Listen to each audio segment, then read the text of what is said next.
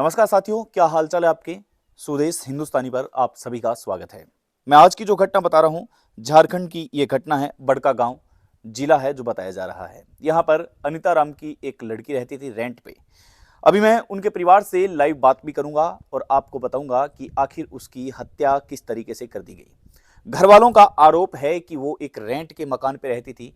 अचानक से एक युवक उसके घर में घुसता है और उसे मौत के फंदे तक झुला देता है।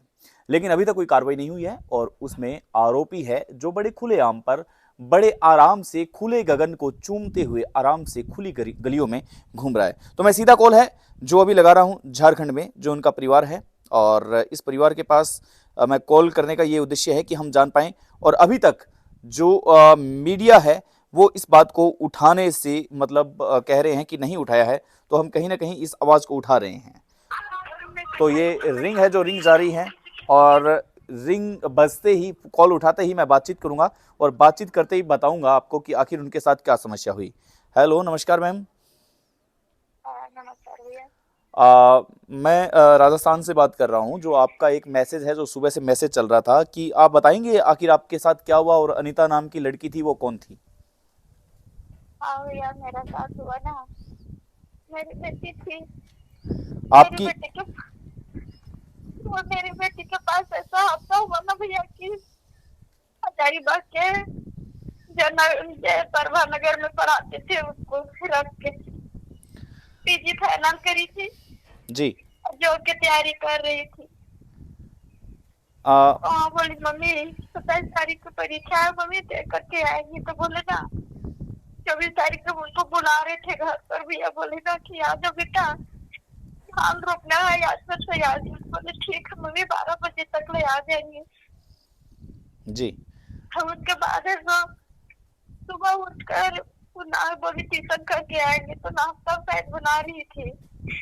और उसी दरमियान में है तो पता लगा, थोड़ा सा मालिक बोले थे कि रोटी बना रही थी, और नहीं जान रहे फिर क्या हुआ। तो उसके बाद है तो 7, 7:30 के लगभग में मतलब फोन आया मेरे पास, हम बात किए। 12:30 बजे दिन में। हाँ, 24 तारीख की ही बात किए थे सुबह में। जी। बोले ठीक है मम्मी आएंगे। जी। उसके बाद है तो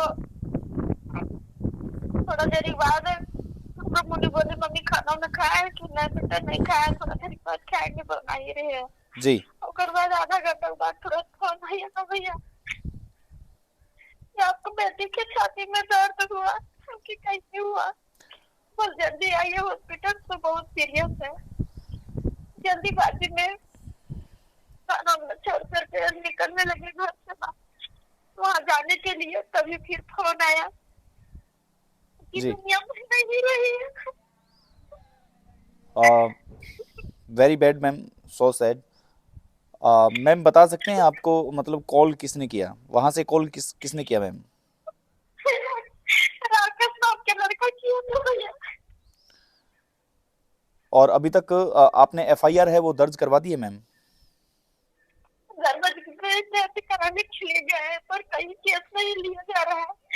जहाँ जाते हम वहाँ कहते हैं कि नहीं आप लोग साइन कर चुके। जिस दिन उस दिन वहाँ जब यहाँ से गए वहाँ तो बॉडी पड़ा हुआ था, किसी को नहीं देखने के लिए दिया गया है। ये सबसे हमने गार्जियन सबसे साइन करवा दिए केस कि केस लिया नहीं जा रहा है मैम, ये बात कह रहे हैं आप। क्या चीज क्या केस चीज भैया। जी, केस लिया नहीं जा रहा है ये बात कह रहे हैं आप।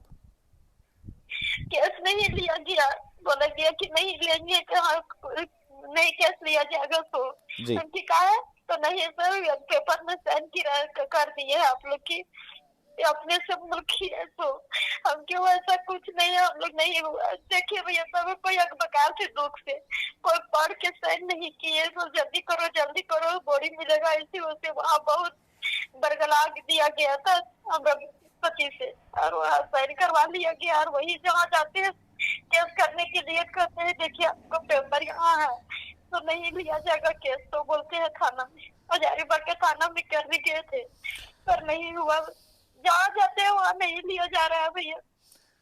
जी ma'am, thank you so much, आपने टाइम दिया और हम अपनी शोक संवेदनाएं हैं जो व्यक्त करते हैं।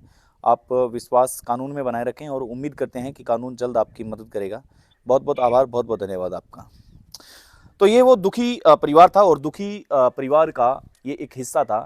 अनीता नाम की जो लड़की थी, उसकी मां से ये मेरी बात है जो झारखंड में हो रही थी। मतलब या तो यूं कह दे कि कानून सोया हुआ है, या यूं कह दे कि कानून के दो पलड़े भारी हैं, या फिर ऐसा कह दिया जाए कि थाने के अंदर मतलब शब्द नहीं आ रहे हैं मेरे पास। उस आदमी की चलेगी जिस आदमी के पास सत्ता है, जिस आदमी के पास पैसा है, जिस आदमी के पास बल है। लेकिन नहीं जनाब, गरीब आदमी का कोई नहीं है। एक लड़की पीजी में पढ़ाई करती है, वो रेंट पे रहती है, और एक खुलेआम उसकी मौत का कारण बन जाता है, और मौत का कारण बनने के बाद में वह सरेआम सड़कों में घूमता है, लेकिन उसकी फरियाद को नहीं माना जाता है।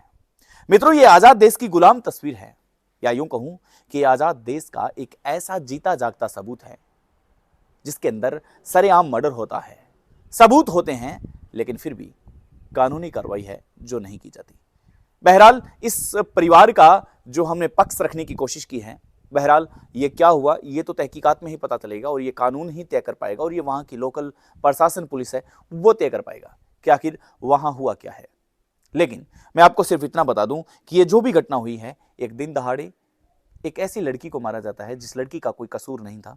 शायद हो भी सकता है, लेकिन कम से कम पुलिस उसकी तफ्तीश तो करे, जानकारी तो ले वहां की।